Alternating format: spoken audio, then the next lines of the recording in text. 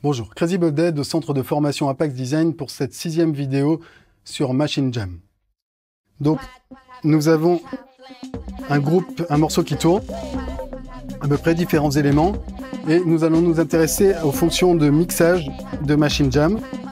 Donc la première chose qu'on remarque, c'est qu'on a tous les niveaux de chaque groupe qui apparaissent et donc on peut changer les niveaux de chaque groupe indépendamment. Donc par exemple, si la voix je la trouve un peu trop forte ou le piano, je peux les baisser directement sur Machine Jam.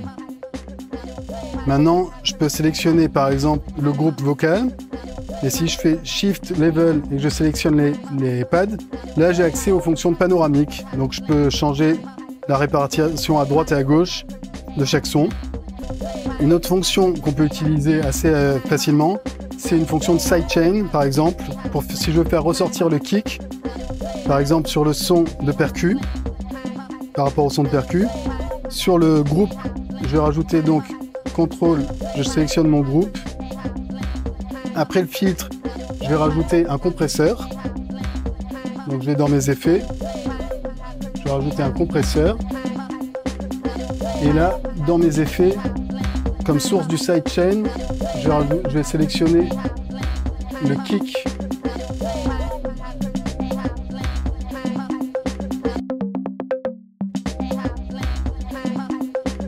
Je vais également le faire sur le charlet. Donc là, je l'avais fait au niveau d'un groupe. Maintenant, je vais le faire au niveau d'un son directement. Donc je sélectionne mon groupe A. Je vais sélectionner le charlet. Je fais CTRL, flèche du bas pour choisir un slot vide. Browser, je charge le compresseur. Et donc sur le sidechain, même chose. Maintenant, je vais vous montrer une fonction qui est apparue avec Machine Jam, qui est maintenant disponible sur Machine également, qui est la fonction Perform Effect. Donc ça se situe au niveau de chaque groupe. On peut rajouter un effet spécialement dédié au live. Donc par exemple, sur le groupe de batterie, je sélectionne mon groupe, je prends un slot vide et là je vais faire Shift et Perform et donc là j'ai accès à ce qui s'appelle les Perform Effects. Je vais choisir par exemple Stutter pour la batterie qui fait un effet de répétition un petit peu.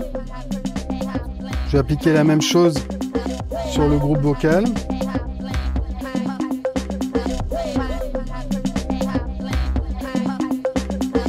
Plutôt en essayer plusieurs.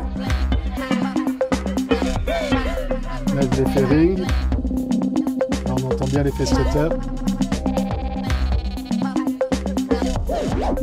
J'ai l'effet scratcher, qui permet de faire un effet de scratch.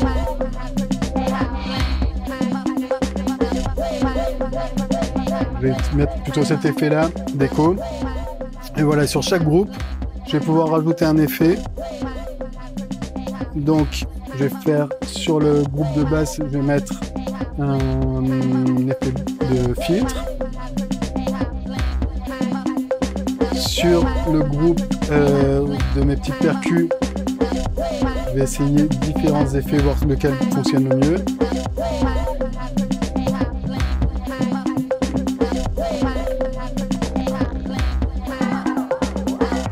Ok, celui-là est pas mal. Et donc sur mon groupe E, celui avec le piano, là je sais ce que je vais mettre. Je vais mettre l'effet stutter aussi, qui va me permettre sur le refrain de faire des espèces de blocages de piano. Puisque je peux arrêter le son et faire restart et revenir sur la première partie. Donc ça, je pense que cet effet-là sera bien pour le live. Voilà, et donc dans la prochaine vidéo, je vous montrerai comment exploiter un petit peu tout ça pour construire un morceau à proprement parler.